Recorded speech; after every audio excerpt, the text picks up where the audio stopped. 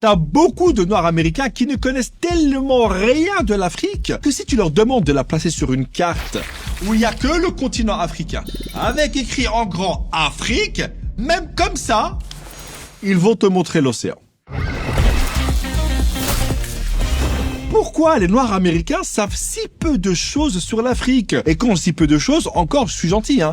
Dis-toi qu'il y a des Américains qui ont croisé un mec qui venait d'Afrique et qui lui ont demandé, premier degré, si les Africains avaient des queues et vivaient sous les arbres. C'est quoi la prochaine étape? Oh, waouh, incroyable. On dirait une vraie ville comme aux États-Unis. Il y a un tournage ou quoi? En tout cas, le décor, il est magnifique. Et le nombre de figurants, mais c'est dingue. Et genre après, ils rentrent tous dans leur village. Bah, il doit y avoir un nombre de huttes. Là, t'as Aisho Speed qui fait un tour d'Afrique, et t'as plein d'Américains choqués, mais pas choqués parce que ce mec fait des trucs de fou, comme risquer sa vie devant des chutes d'eau, ou soulever 2 motos à main nue. Non, non, ils sont choqués parce qu'ils voient que les Africains vivent dans des villes, avec du wifi, et qu'il y a des autoroutes.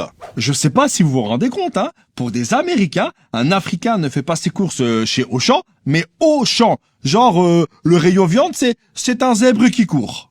Après bon, hein, tu t'attends à quoi quand t'as des Américains qui parlent du continent africain comme étant un seul pays? Man, this whole time, bro, they made us think Africa was such a poor country, bro. Et si des Américains ont atteint tel niveau de méconnaissance, c'est pas par hasard, hein, tu sais. Il y a plusieurs raisons à ça. Bon, déjà, ils sont pas abonnés à la chaîne. Ça aide pas. Et ensuite, pour vraiment comprendre, il faut remonter loin.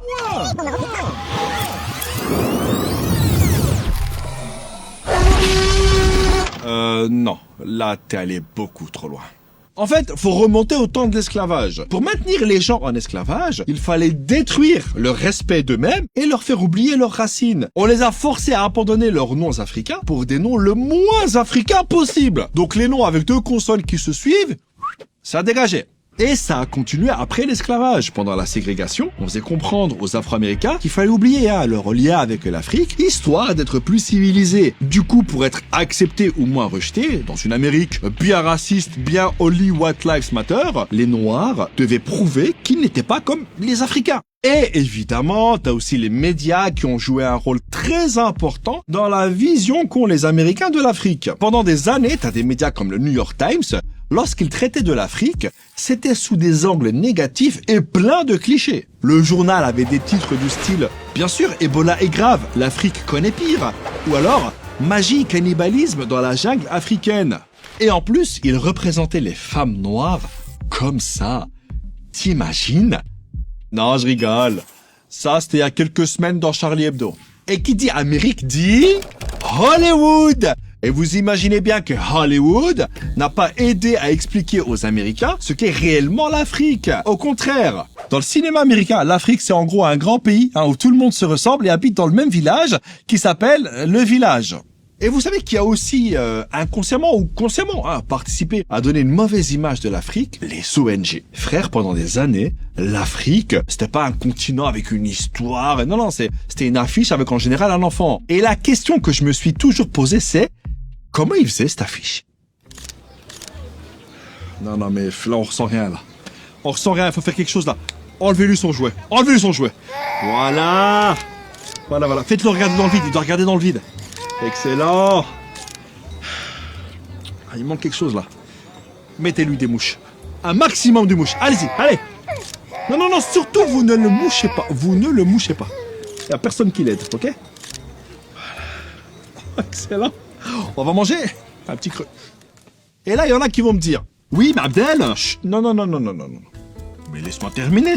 Non, je sais ce que tu vas dire. Tu vas dire que, oui, du coup, c'est pas de leur faute si les Américains voient les Africains comme ça. Alors là, t'y es pas du tout. En fait, j'allais dire... Alors oui, la propagande, elle est balèze, elle est bien américaine, mais à un moment donné, frérot, faut pas déconner. Ça, c'est de la paresse. Parce qu'aujourd'hui, il y a YouTube, TikTok, l'IA, etc. Malgré tout ça, quand tu leur demandes de nommer 2 pays africains, ils te sortent l'Afrique et le Wakanda. Là, avec Internet et les tests ADN, t'as des millions de Noirs américains qui découvrent qu'ils viennent de plein de pays d'Afrique et pour beaucoup, c'est une libération. Ils se rendent compte que leur histoire, elle a pas commencé dans un bateau. Quand tu ne connais pas ton histoire, T'es obligé d'accepter celle que les autres écrivent pour toi. Mais aujourd'hui, heureusement, grâce aux échanges directs, le mur entre l'Afrique et sa diaspora est enfin en train de s'écrouler. Et c'est beaucoup trop la musique. Beaucoup trop. Du coup, avec tout ça, j'ai une question, selon vous. Pourquoi les Afro-Américains connaissent si peu et si mal l'Afrique? Vous mettez ça en commentaire et on se donne rendez-vous la semaine prochaine. Ciao.